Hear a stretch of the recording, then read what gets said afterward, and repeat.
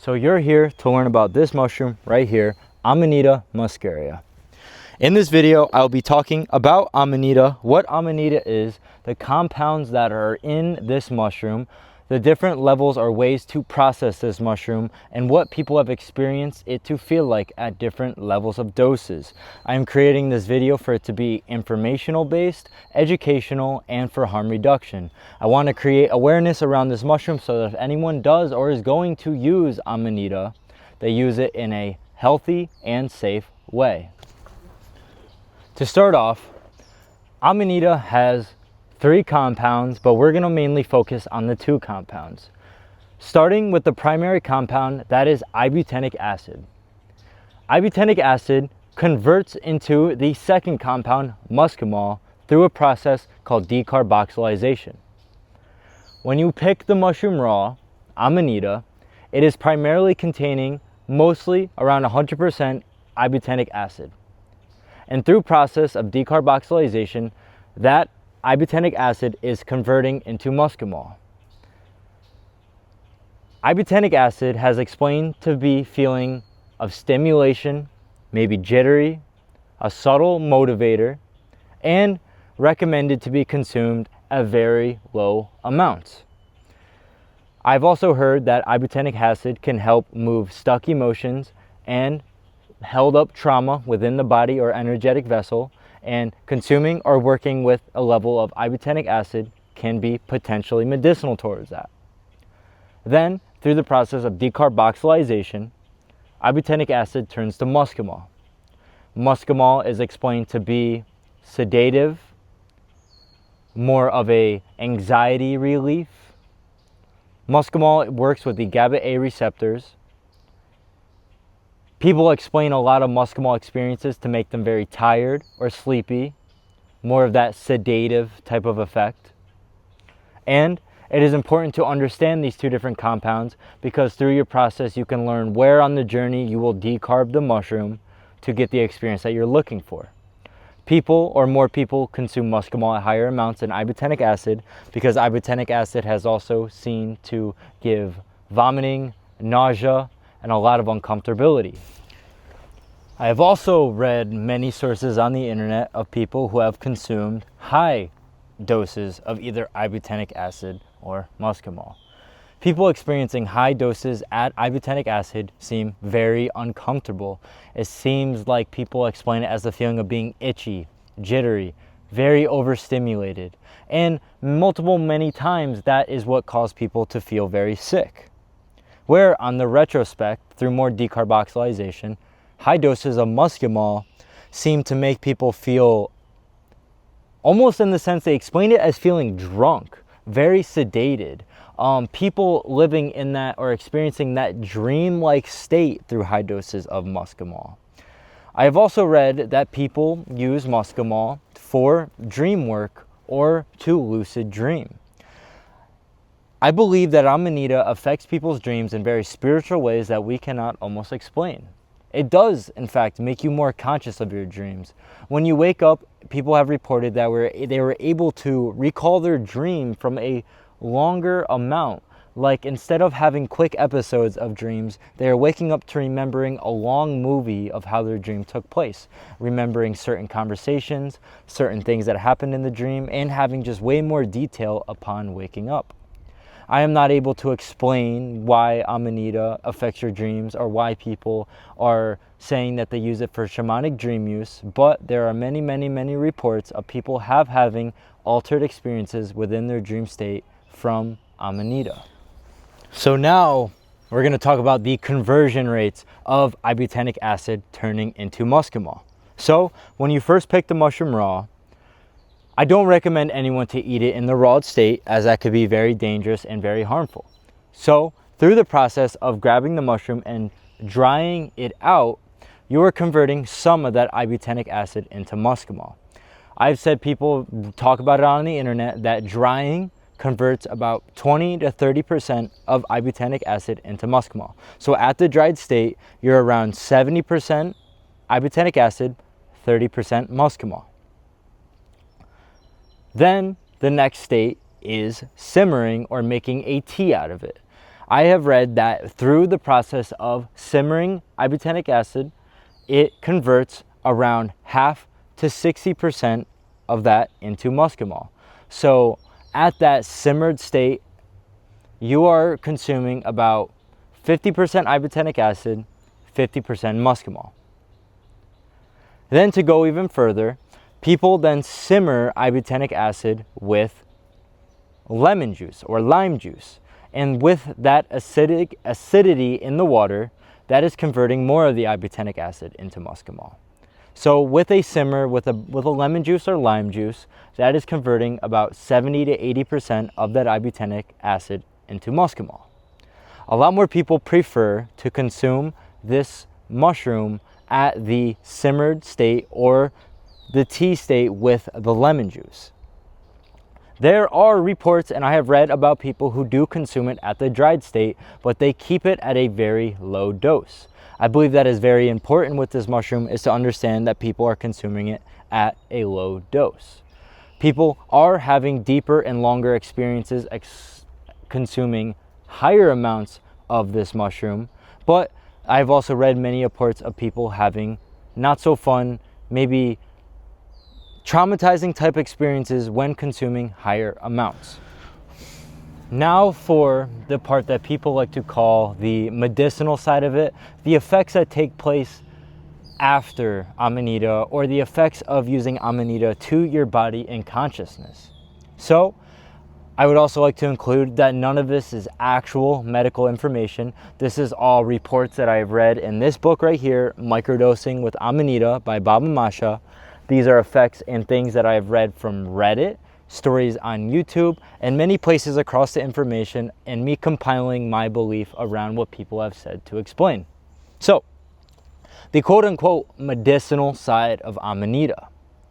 A lot of people I have read, if they were struggling with anxiety, depression, some of these things that they can't get stuck out of with these mental loops that are slowing them down, calling mental brain fog, I have read that there is a positive note for people who have anxiety and Amanita. And maybe that is the effect of Amanita doing the quieting the mind effect, or working with the GABA receptors. Secondly, I have read about Amanita helping people with addictions. People explaining that after microdosing with Amanita, they were able to quit drinking alcohol every day. They were able to lean off of benzodiazepines and other anxiety medications. There are many, many reports of people actually using this to get off of certain medications, and I believe that could be potentially part of the sedative and sleepy part of it, or I believe there is an unknown wisdom within this mushroom that we are unable to find or see at the surface of explaining or the scientific reasons of this mushroom. Just a lot of people have talked about how this mushroom has been very beneficial in helping them in ways that they were stuck or unable to get through, like addictions and trauma. Another effect that I have noticed that people are explaining through their process of Amanita is that they turn to be more body conscious about what they were consuming. A lot of people were talking about how they slowed down on eating sugar, fast food, greasy foods. Some people explaining that they stopped eating meat, they cut out meat during certain meals, or they stopped eating meat altogether. I don't believe that Amanita stops you from eating anything, but what I believe Amanita may be able to potentially do is help people be more aware of their frequencies and their body energies.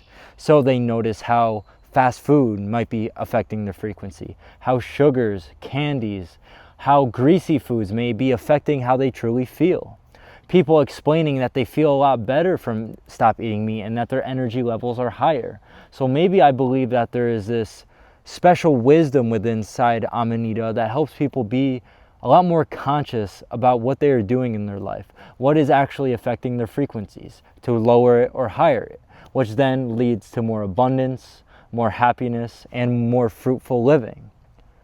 So I can't state that any of these exact things are going to happen to you, but these are what people were explaining through their process of Amanita. I do believe there is a silent wisdom, and Amanita can be very powerful, or what some people explain to be medicinal. onto the part that I believe is probably the most important section of this video, which is dose. Before we get into it, I am not recommending anyone to consume Amanita or at any level of dose. These are just what people have experienced through different levels of consuming this, different amounts. I also want to inform everybody that their body is not the same as what they are going to read on the internet. Everybody has a unique vessel. Everybody will have a unique experience. And I always advise people to approach such a powerful, wise mushroom with ease, with intention. Don't go into this trying to feel high or to get fucked up, because I believe that is a very wrong intention. And also, I want to explain to people that when you are going to, if you ever are going to work with Amanita, to start at a very low, minuscule amount and slowly work your way up to see how your body is going to react. I never wish anyone to rush right into this or to experience too high of a dose and to have a negative or traumatic experience because of that. Always be very educated on what you are doing, be very intentional, and even ask yourself, why am I going to consume Amanita? I have also read, or I've also done myself, hold the Amanita in your hand, meditate with it. Be very, very, very intentional. These mushrooms carry spirit. They carry intention. They carry wisdom.